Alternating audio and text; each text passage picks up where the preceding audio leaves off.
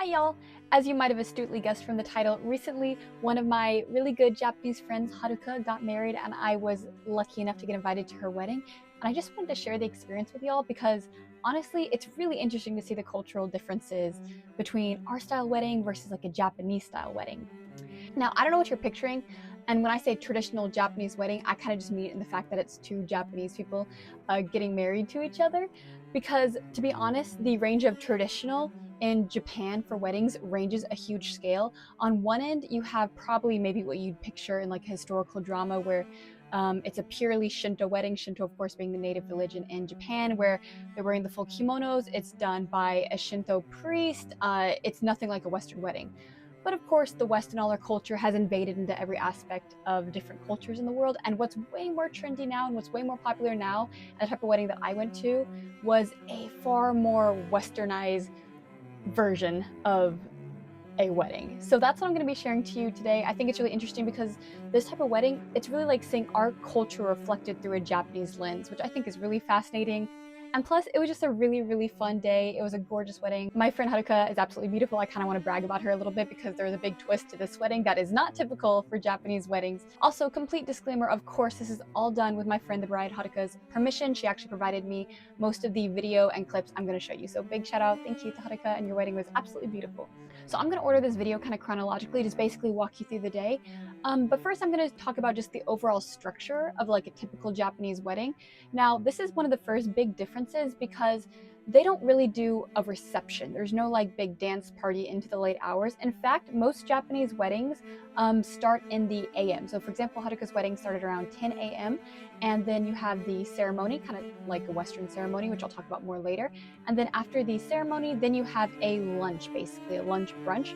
And it's typically just a meal that goes about 2 hours. And then after that, that's pretty much it. You kind of need to like leave the venue. There's no like reception DJ dance afterwards, which, you know, depending on the crowd is like a good or bad thing potentially. But it is typical for a lot of Japanese families to go to an izakaya or, you know, kind of like a traditional Japanese pub afterwards to continue the celebration. I, however, went home and took a nap because this wedding was on a Sunday afternoon and, you know, I just felt like a nap afterwards. So I skipped the izakaya and went home to nap. So that's the really great thing about a Japanese wedding. If you're tired after the festivities, you can just go home and take a nap. It's amazing. So Haruka's wedding took place in a cute neighborhood called Ebisu, and the venue was very clearly a venue made for Japanese weddings. The first floor was a cafe, but then the fourth and fifth had the reception space and it had the ceremony space. And this is really common in Japan too. When you pick a venue, it's extremely common that it will offer you a package. And what does the package include? Well, it includes almost a lot of the other wedding planning aspects that in the West we have to do separately. So for example, they'll offer decorations, they'll offer the food, it'll have like a course the place is used to offering. In fact, even in Haruka's case, they had wedding dresses that you could pick out too. They had like different options of wedding dresses that you could get when you buy this venue. So it's really common, instead of planning all these things separately, you get a package. So you pick the venue and then they offer different packages, and those packages include, you know, almost every other aspect of the wedding planning. So to me, that sounds like super great, convenient. I think you get a pretty good deal on it too, and things don't balloon in price over that. So one of my biggest concerns, and most people's biggest concerns when planning to attend a wedding, well, except a guy, in which case they just throw on a suit, is the dress code. And on the invitation, there's no dress code stated. And I was wondering like, oh, I'm not sure why there's no dress code stated. I'll tell you why. It's because pretty much every single Japanese woman wears almost the exact same type of dress at this wedding, and apparently that's just a known, universal, understood thing. I'll show you some examples of like typical Japanese dresses at a wedding. They all are kind of the same cut, which is different variations on like color and different, you know, patterns in the lace or something like that. I even asked my Japanese friend who I went to the wedding with, not the bride, a different Japanese friend. I was like, where do you guys like, you guys are all wearing almost the exact same style of dress. And she's like, oh, well, I rented it. There's like a wedding dress shop you rent to and you rent these styles of dresses. And I'm like, oh my God, that makes so much sense. And I was a little worried because I had Googled before like typical wedding in Japan style, and pretty much all the websites stated like, oh, you're supposed to like, you always cover your shoulders and everything, because of course in Japan the dress style is very modest. You never show pretty much anything below the neck. It'd be quite the scandal if I walked out just wearing this tank top right now. Anyway, not it, whatever. Anyways, so I told Haruka this. I showed her the dress that I had wanted to wear because it's just a dress I'd brought back home from like America that I'd worn to weddings before. And you know, Haruka's really cool. She's really chill. She's like, oh yeah, it's totally fine. I was still worried about the shoulders thing, so I brought a little like black shawl cardigan, and I did end up wearing it pretty much the entire time because yeah, besides Haruka, the bride, in her dress, I was the only one who would have any kind of like bare shoulders covering. So if you're gonna go to a Japanese wedding, and you don't want to stand out at all, try looking into one of the rental guest Japanese shops that they apparently have. So that's a good note, guys. You just wear a suit. Just have it so easy, guys. Have it so easy for formal wear. Okay, on to the actual day itself. So like I said, the venue on the first floor, there's a little cafe, and I got there about 10 or 15, maybe 20 minutes early from when the like start time was, because you were expected to show up early and at the very least before the start time, because it's just like America where that time listed, that's when they're like saying vows and stuff. It's not like I know some other cultures you're expected to kind of show up late. Japanese weddings, as what you would expect from Japan, very punctual, very on time. So I show up to the cafe, and immediately I am greeted by the staff there, and they have a list for me to like write my name so they can check me off the guest list that I showed up.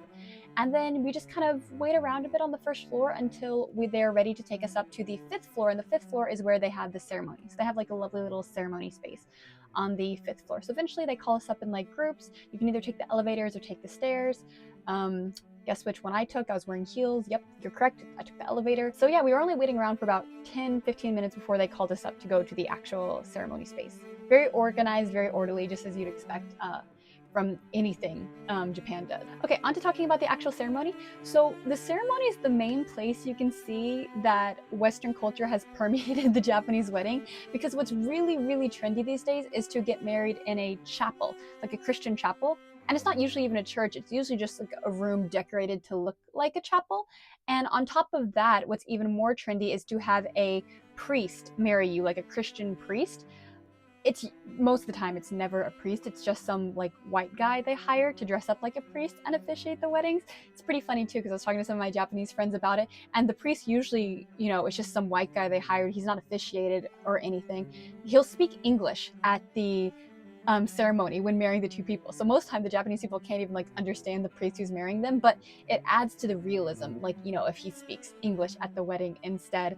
So that was the kind of similar style that we had here, except lucky for Haruka, we have a mutual European friend, a white guy, and he speaks very good Japanese, so he agreed to officiate them and marry them. So he still dressed as a priest, but he did the whole ceremony in Japanese. So luckily all the Japanese guests and of course the bride and groom could understand what was going on, but they maintained the aesthetic of the priest marrying them in a chapel. So yeah, that was really fun for me to see. My other friend marry my friend dressed as like a priest, even though he's not officiated or anything like that. Also, it worked out great for my European friend because he got to keep the priest costume they gave him, and he wore it for Halloween, so he got double use out of it too.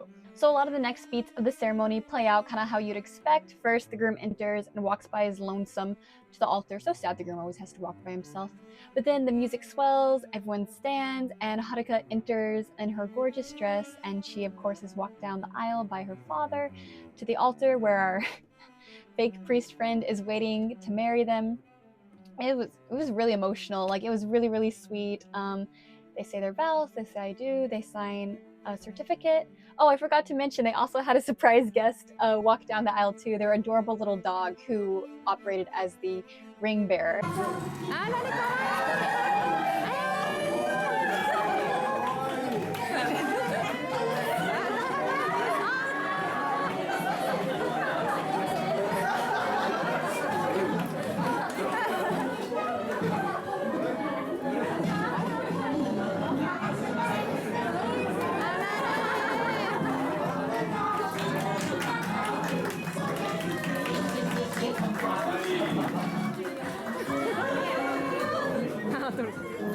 And also put his little paw print on the marriage certificate, truly making them a family. This is something to note too, actually. In Japan, the reason the priest never needs to be official or be officiated is because the ceremony is not legally binding. It's just kind of declaring to your friends and family that, hey, we're married. But actually, Japan only considers you legally married when you go down to the city hall and submit paperwork. There's not even like a courthouse wedding or anything. You don't need any of that. You literally just submit the document and the application. Also, I should note, at a lot of Japanese weddings, it's actually really common for the bride and groom's family to sit in the back, like towards the door, door instead of in the front.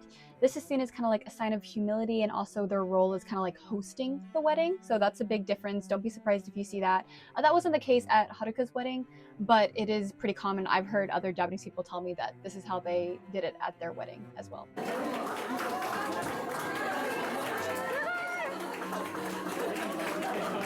Okay, so after the ceremony, like I said, the venue was designed for this. So we went from the 5th floor down to the 4th floor where they had the dining space for the lunch afterwards. We walked down some stairs through a hallway, and before we entered the dining area, we passed a very certain point.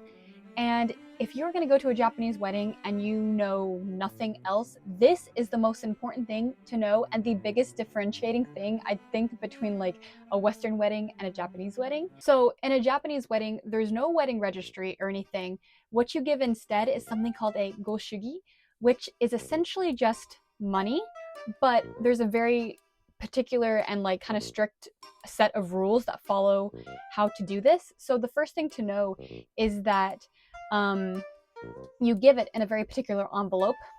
Looks like this, by the way. This is the typical wedding envelope.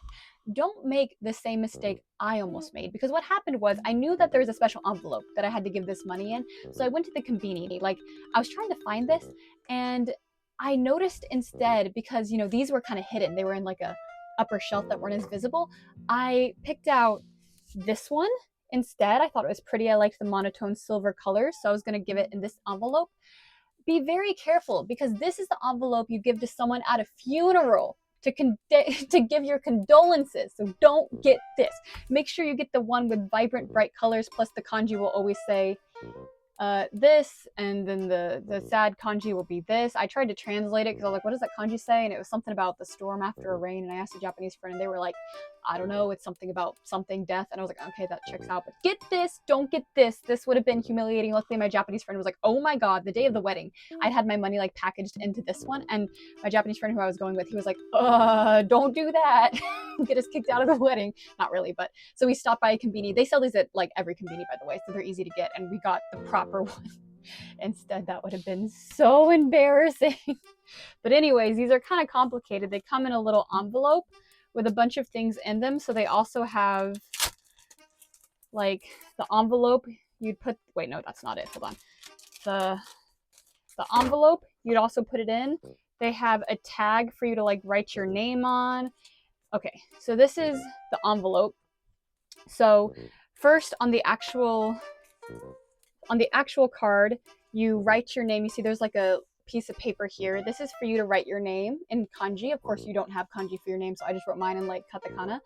And then you slide it in here. And this whole thing unfolds. You have to take this.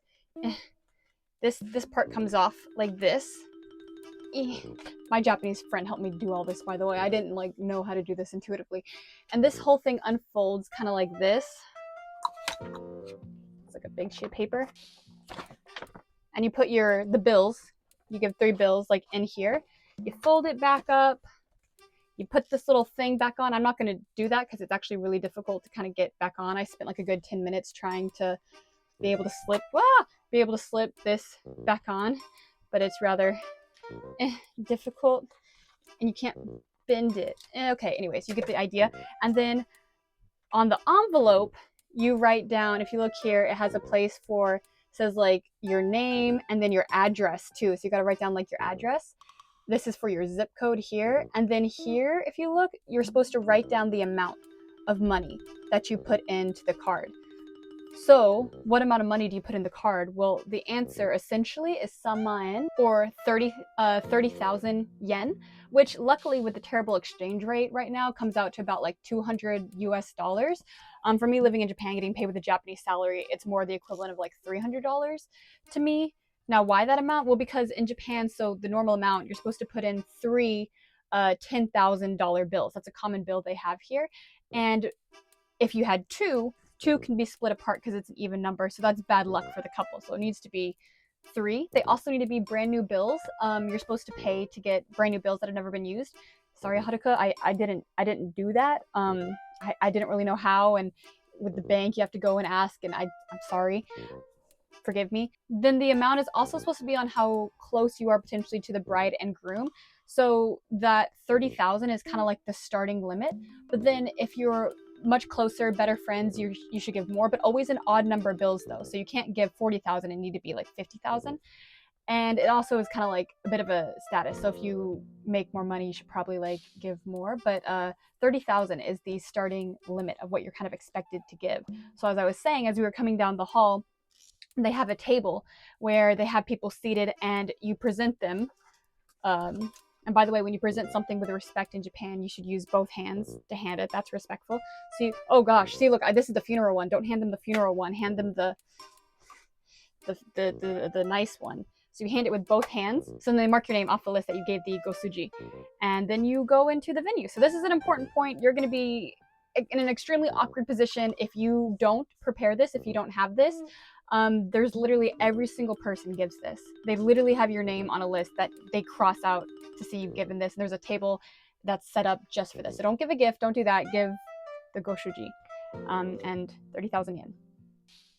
Okay, onto the reception / lunch part. So after we gave the gosugi, we entered the hall, and of course they have a seating chart, just like a normal wedding. I found my table. Luckily, it was with a bunch of our like mutual friends and stuff, because they were the only ones I really knew at the wedding. There's also at each table there's a pamphlet which basically had the seating chart on display, and for each person they listed like the relationship with either like the groom or the bride. So mine said like, you know, foreign friend basically on it.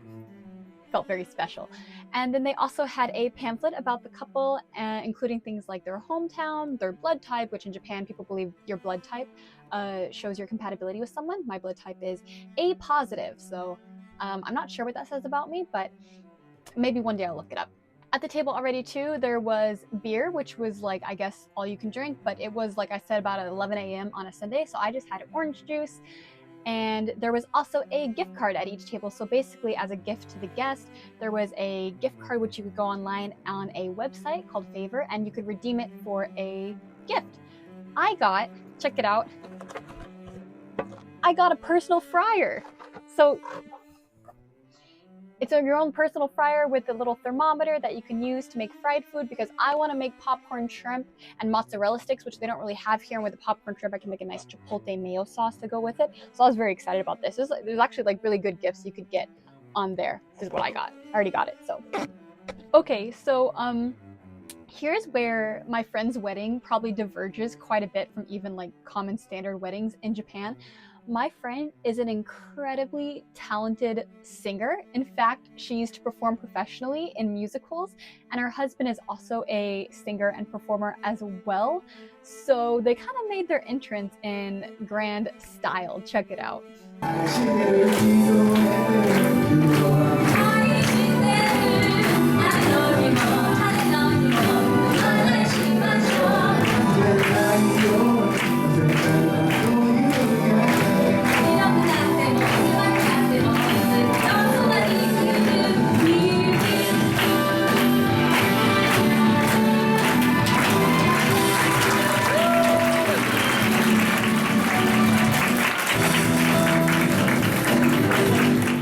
So the reception as a whole felt so well organized and so like meticulously thought out. Everything worked like a well-oiled machine. Basically, when someone would be giving a speech, the next course would come out, and when someone would be like doing a musical number, because like I said, this wedding's a little different, that it almost felt more like a musical dinner show, then the dessert would come out. The bride and groom were always constantly doing something, whether it was listening to a speech, giving a performance, going around to greet all the guests, and then the food was coordinated so that when they'd be giving a speech, you'd get delivered your next course, and you could eat that while listening to the speech or watching the musical performance or anything like that. You could tell the staff were super well trained, and everything was like perfectly planned down to the minute.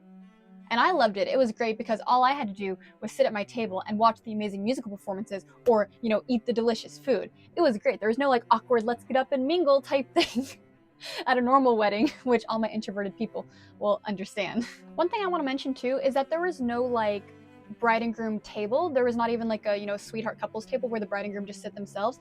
They had 2 seats at the front of the room where they could sit at, and they'd sit there if they were listening to like a speech or something else. But honestly, they were so busy for most of it that they really didn't even like need a table. I didn't even see them like, now that I think about it, I didn't even see them like eat like the food that was there or anything, because they were so busy either like giving a speech, listening to a performance, giving a performance, going around thanking everyone.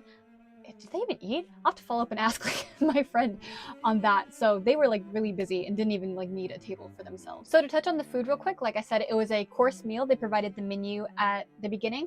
The menu was in Japanese, and a lot of these things were kind of elaborate dishes. So I wasn't 100% sure what everything was, but I was ready to roll with it. It was mostly Western style. And a thing about Japanese weddings, they don't really do a wedding cake. They did have a dessert course, but it was like little desserts, and they don't really make a big deal about having a cake, and they don't do a cake cutting and feeding each other the first piece. So I'm going to talk about the speeches first, because I think those are pretty standard at a Japanese wedding, where the musical performances were decidedly not. So there was a lot of speeches given. Of course, there were typical speeches given. The groom's family and the bride's family each gave a speech, and then the groom had a friend to give a speech, and the bride had her friend give a speech. There's no like bridesmaids or groomsmen, maid of honor, best man. There's no like bridal party at a Japanese wedding. But this was about the closest thing I think to that, where the groom's friend pretty much gave a speech about the groom, and then the bride's friend pretty much gave a speech about the bride. There's like a host at the wedding, so kind of like an MC who narrated the whole thing. And at one point, one of the things they did was they went around and they introduced each table, and each table had like a different thing. Like, here are the work friends, this is like the family, this is the childhood friends. I, of course, was at like the table full of mostly like some foreign friends, and they gave like an introduction to each table and talked about some of the things we've done with Haruka. And so that was kind of fun. They went around and literally introduced like all of the guests and the different tables and everything. So also, I mentioned before, at a lot of Japanese weddings, the family of the bride and groom kind of take more of a host role. And I definitely noticed that during this lunch, because the parents weren't usually sat at a table. They stood in the back of the room most of the time, kind of overseeing the whole thing. So they didn't even really have a seat. They just kind of stood and really acted as like hosts and overlooked the whole thing. They also had a point where the parents themselves came around to each table and thanked all of us for being here and said hello. So that was a really interesting aspect that I think is really Japanese. Okay, on to the coolest part of the wedding, which is, of course, the musical performances. Maybe some of y'all from like a musical family can confirm this, but it seems like if one person in a family is like a theater kid, everyone else is exceptionally talented too. So there were several people close to the bride and groom who also did musical performances. The groom and some of his friends did a number together. They all sang a really sweet song.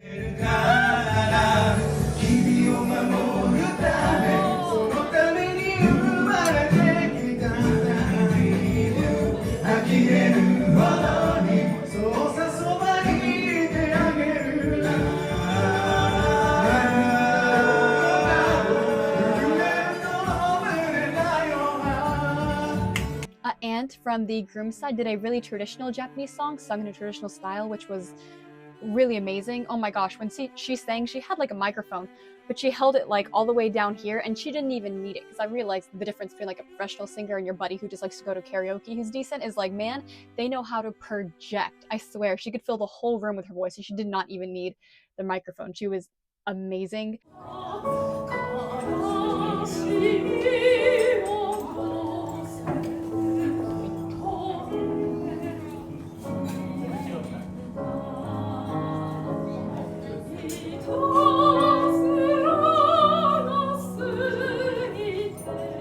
The bride at the end also did a really sweet song, which I think is pretty traditional in Japanese weddings, saying like "arigato," thank you, to her parents, and she sung it directly to her parents. That was probably one of the most like touching moments. Like, everyone was like crying. It was really sweet.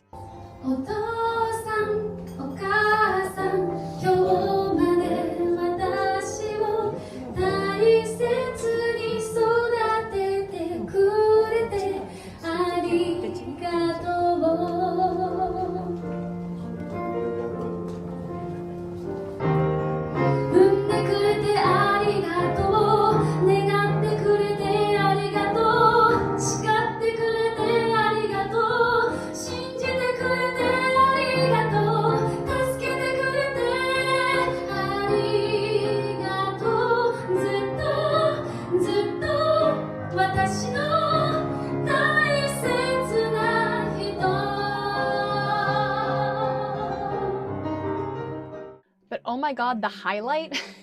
So something I didn't mention before is like, my friend she was pregnant during her wedding, and she didn't know the gender yet.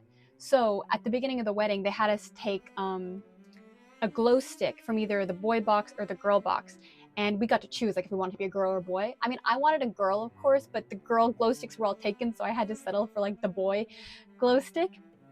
And basically, they come out, and it starts off with Haruka's talented musical theater friends doing a rendition of Belle from Beauty and the Beast, but they changed all the words of the song to have it lead up to be a gender reveal. So instead, it was like, is it a boy? Is it a girl? Like all in the tune of Belle.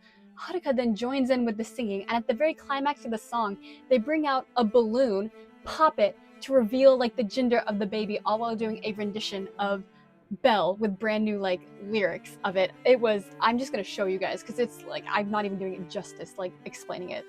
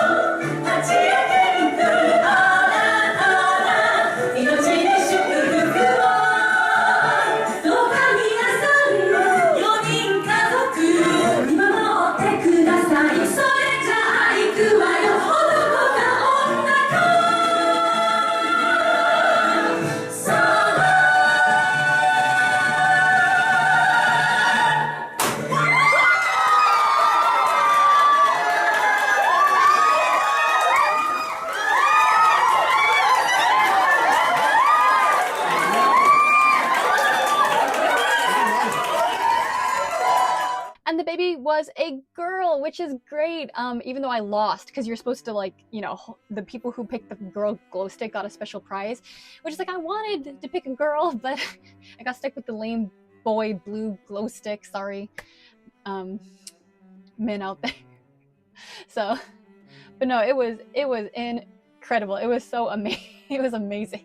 So the last thing they do at the reception was they bring the bridegroom and their family, plus their dog, of course, who had a special little seat between them the whole time, to the front, and they present them both with like baby pictures of the bride and groom. They do one last, you know, they face us, they thank us, they bow, and then they all walk off.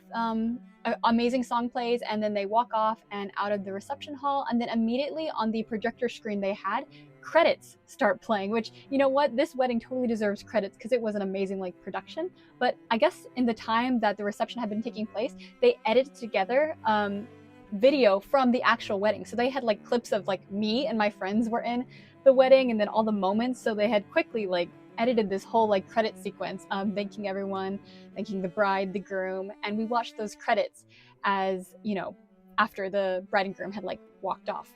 So then after the credits rolled, like literally after the credits finished rolling, they started dismissing us. So in very organized, like this table, then this table, then this table, we all got up and we left the reception area. And of course there was like one long hallway, which the elevator was at the end to take us like back downstairs.